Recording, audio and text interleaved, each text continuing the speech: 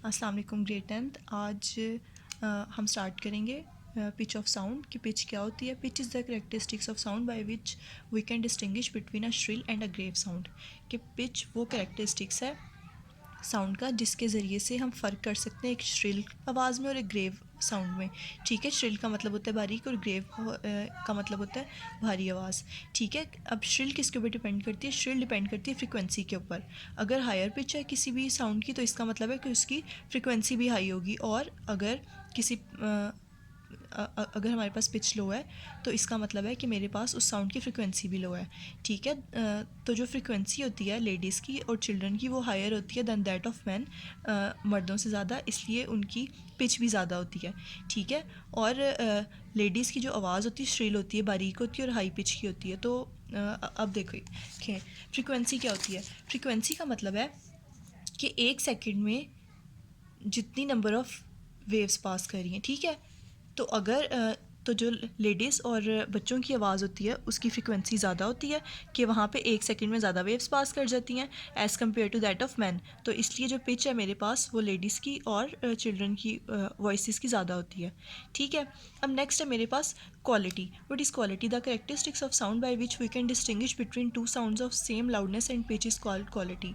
कि ऐसा characteristic sound का जिसके ज़रिए से हम, अगर दो साउंड्स हैं मेरे पास, उनकी लाउडनेस भी सेम है और पिच भी सेम है, फिर भी मैं ऐसी खसूसियत साउंड की जिसकी बुनियाद पे मैं फिर भी साउंड को डिफ़र कर सकूं दोनों साउंड्स को, अगर उनकी लाउडनेस भी सेम है पिच भी, तो ऐसा ये करेक्टरिस्टिक क्या कहलाता है?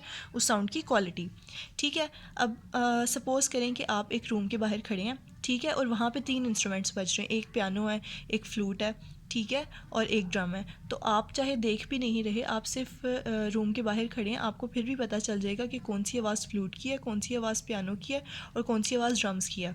क्यों? क्योंकि हमारे पास डिफरेंस होता है क्वालिटी ऑफ नोट्स के अंदर तीनों इंस्ट्रूमेंट्स के। ठीक है, इसी तरह से यहाँ पे हमें गिवन है कि एक ट्यूनिंग फोक है, उसका एक स्मूथ सी वेव बन रही है, ठीक है, आपकी बुक में, और एक फ्लूट है, उसके अंदर थोड़ी सी यहाँ पे डिसऑर्डर आ रहा है। ठीक है, ये फ्लूट की वेव है। और इसी तरह से क्लैरिनेट है, उसका भी वेव फॉर्म हमें ये बताया हुआ है, साउंड वेव फॉर्म, तो उसके अंदर भी यहाँ पे डिसऑर्डर आ रहा है। तो इस बेस पे चाहे तीनों की लाउडनेस भी सेम है और फ्रीक्वेंसी भी सेम है, लेकिन फिर भी हम तीनों आवाज़ों को डिफ्रेंशिएट कर सकते हैं, हम तीनों आवाज़ों में फ़र्क कर सकते हैं। तो वो हम किस बेस पे कर सकते हैं? क्वालिटी की बेस पे। ठीक है, तो यहाँ पे ये वेव फॉर्म हमें बताई हुई है बुक के अंदर कि डिफरेंट इंस्ट्रूमेंट की और इन डिफरेंट इंस्ट्रूमेंट की वेव फॉर्म कैसे डिफरेंस है, और उस वेव फॉर्म की बेस पे हम किस तरह से अलग कर सकते हैं। अब इसी तरह से नेक्स्ट मेरे पास है इंटेंसिटी। इंटेंसिटी की डेफिनेशन है sound energy passing per second through a unit area held perpendicular to the direction of propagation of sound waves is called intensity of sound. अच्छा जी, अब साउंड एनर्जी जितनी पास कर रही है, क्योंकि साउंड भी एनर्जी की फॉर्म है, वेव्स की फॉर्म में साउंड ट्रैवल करती है और ये भी एनर्जी की फॉर्म है। ठीक है, तो एक यूनिट एरिया में से जितनी साउंड वेव्स पास करती हैं, अगर जो एरिया है वो उसके परपेंडिकुलर हो, तो वो हमारे पास क्या आता है? Intensity of sound. इंटेंसिटी का मतलब होता है शिद्दत। ठीक है, कि अगर कोई आवाज़ हमें ज़्यादा ऊंची सुनाई दे रही है या ज़्यादा शिद्दत से सुनाई दे रही है, एम्पलीट्यूड उसका ज़्यादा है, तो मैं क्या करूँगी, मैं क्या कह सकूँगी कि इस साउंड की इंटेंसिटी ज़्यादा है। ठीक है, अब सपोज़ करें कि मेरे पास जी, तो हम सपोज़ कर रहे थे कि एक अगर साउंड है वो प्रोड्यूस हो रही है, ठीक है, कोई भी वाइब्रेटिंग बॉडी है वो साउंड प्रोड्यूस कर रही है। यहाँ पे हमारे ईयर हैं, ठीक है, ये हम ईयर हैं और यहाँ से जो वाइब्रेटिंग बॉडी है वो साउंड प्रोड्यूस कर रही है। तो ये देखें, ये जो एरिया है, जो जहाँ पे ये आवाज़ जा रही है, अगर तो ये इसके परपेंडिकुलर होगा, ये एक लाजमी बात होनी चाहिए कि जहाँ पे हमारी साउंड जा रही है वो वेव्स की प्रोपोगेशन में, जो साउंड की वेव्स जिस डायरेक्शन में प्रोपोगेट हो रही हैं उसके परपेंडिकुलर हो।